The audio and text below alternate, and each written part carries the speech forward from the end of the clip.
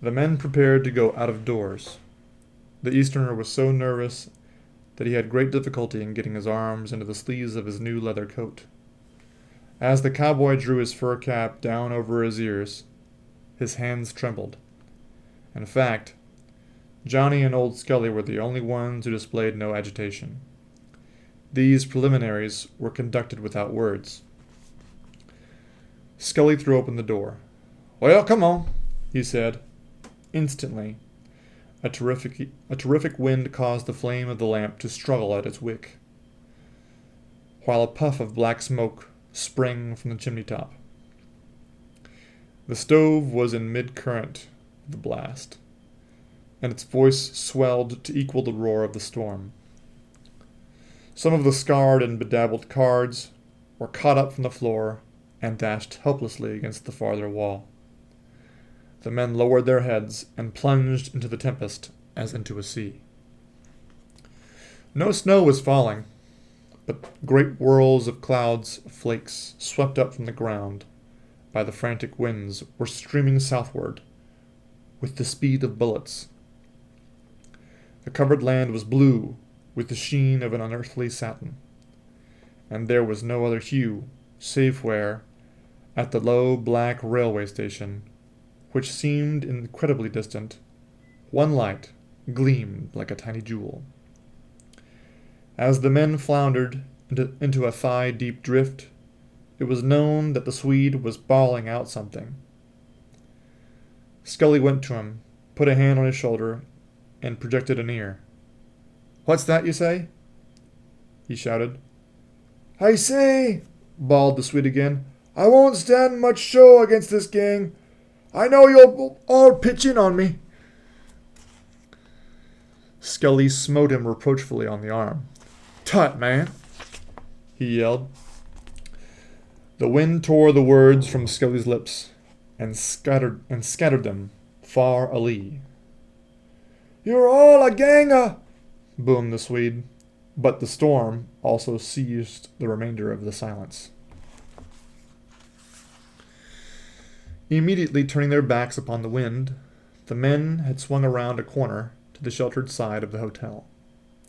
It was the function of the little house to preserve here, amid this great devastation of snow, an irregular V shape of heavily encrusted grass, which cracked beneath the feet. One could imagine the great drifts piled against the windward side.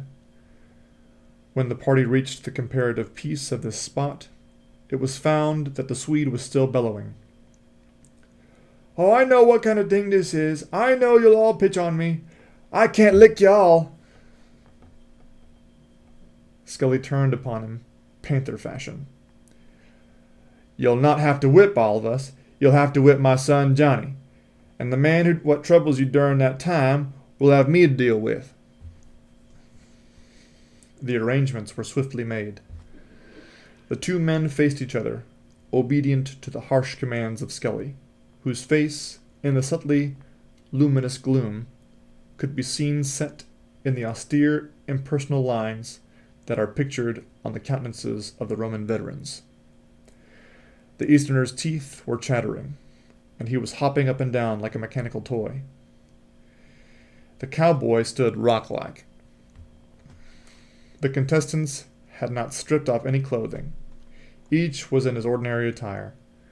Their fists were up, and they eyed each other in a calm that had the elements of leonine cruelty in it. During this pause, the Easterner's mind, like a film, took lasting impressions of three men. The iron-nerved master of the ceremony, the Swede, pale, motionless, terrible, and Johnny, serene yet ferocious, brutish yet heroic. The entire prelude had in it a tragedy greater than the tragedy of action, and this aspect was accentuated by the long, mellow cry of the blizzard, as it sped the tumbling and wailing flakes into the black abyss of the south. "Now!" said Scully. The two combatants leaped forward and crashed together like bullocks. There was heard the cushioned sound of blows, and a curse squeezing out from between the tight teeth of one. As for the spectators, the Easterner's pent-up breath exploded from him with a pop of relief. Absolute relief from the tension of the preliminaries. The cowboy bounded into the air with a yowl. Scully was immovable, as from supreme amazement and fear at the fury of the fight, which he himself had permitted and arranged. For a time the encounter in the darkness was such a perplexity of flying arms that it presented no more detail than would a swiftly revolving wheel. Occasionally a face, as if illumined by a flash of light, would shine out, ghastly and marked with pink spots. A moment later, the men might have been known as shadows, if it were not for the involuntary utterance of oaths that came from these in whispers. Suddenly, a holocaust of warlike desire caught the cowboy, and he bolted forward with the speed of a bronco. "Go it, Johnny, go it! Kill him! Kill him!"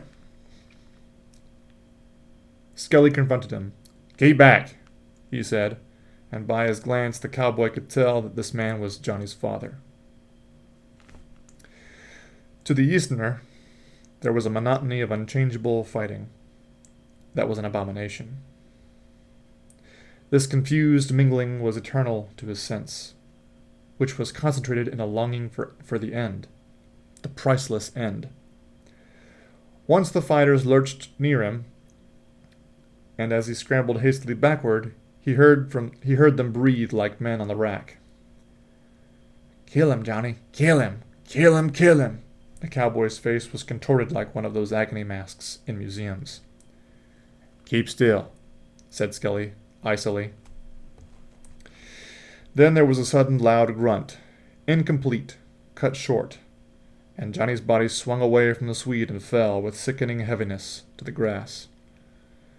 The cowboy was barely in time to prevent the mad Swede from flinging himself upon the prone adversary. "No, you don't," said the cowboy, interposing an arm. "Wait a second." Scully was at his son's side. "Johnny, Johnny, my boy." His voice had a quality of melancholy tenderness. "Johnny, can you go on with it?" He looked anxiously down into the bloody, pulpy face of his son. There was a moment of silence, and then Johnny answered in his ordinary voice. Yes. Assisted by his father, he struggled to his feet. "Wait a bit now till you get your wind," said the old man. A few paces away, the cowboy was lecturing the Swede. "No, you don't. Wait a second." The Easterner was plucking at Scully's sleeve. "Oh, this is enough," he pleaded. "This is enough. Let it go as it stands. This is enough." "Bill," said Scully, "get out of the road." The cowboy stepped aside. "Now." The combatants were actuated by a new caution as they advanced towards collision. They glared at each other, and then the Swede aimed a lightning blow that carried with it his entire weight.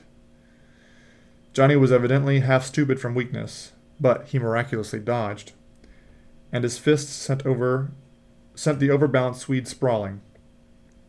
The cowboy, Skelly, and the Easterner burst into a cheer that was like a chorus of triumphant soldiery. But before its conclusion, the Swede had scuffled agilely to his feet and come in berserk abandon at his foe. There was another perplexity of flying arms, and Johnny's body again swung away and fell, even as a bundle might fall from a roof. The Swede instantly staggered to a little wind-waved tree and leaned upon it, breathing like an engine, while his savage and flame-lit eyes roamed from face to face as the men bent over Johnny. There was a splendor of isolation in his situation at this time, which the Easterner felt once, when, lifting his eyes from the man on the ground, he beheld that mysterious and lonely figure, waiting. "Are you any good yet, Johnny?" asked Scully in a broken voice. The son gasped and opened his eyes languidly. After a moment he answered, "No, I ain't any good anymore." Then, from shame and bodily ill, he began to weep, the tears furrowing down through the bloodstains on his face. He was too heavy for me. Skelly straightened and addressed the waiting figure. "Stranger," he said evenly, "it's all up with our side." And then his voice changed into that vibrant huskiness which is commonly the tone of the most simple and deadly announcements. "Johnny's whipped." Without replying, the victor moved off the route to the front door of the hotel. The cowboy was formulating new and unspellable blasphemies. The Easterner was startled to find that they were out in a wind that seemed to come direct from the shadowed Arctic floes. He heard again the wail of the snow as it flung to his grave in the south. He knew now that all this time the cold had been sinking into him deeper and deeper, and he wondered how he had not perished. He felt indifferent to the condition of the vanquished man. "Johnny, can you walk?"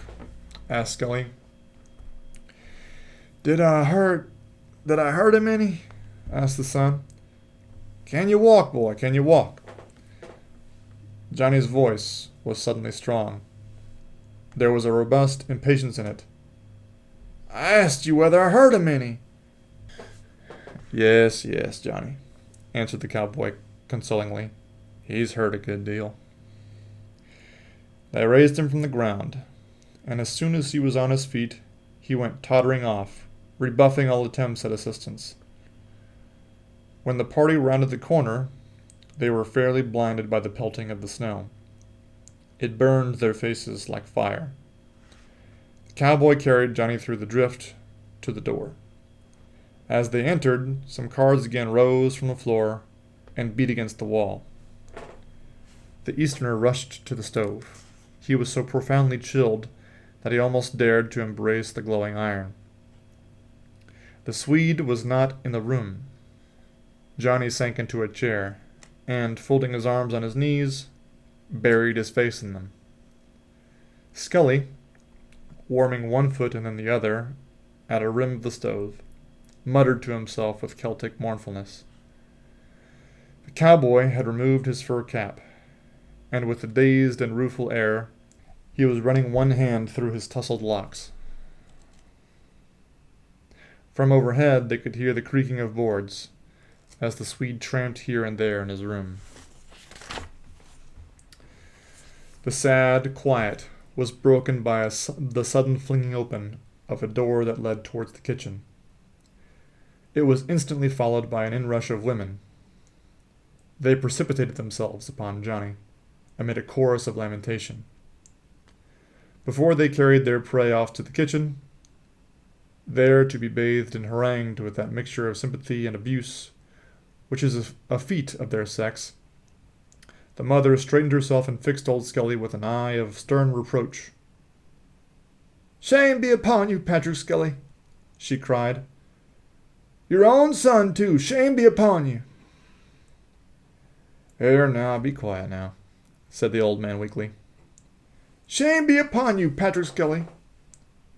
The girls, rallying to this slogan, sniffed disdainfully in the direction of those trembling accomplices, the cowboy and the Easterner. Presently they bore Johnny away, and left the three men to dismal reflection.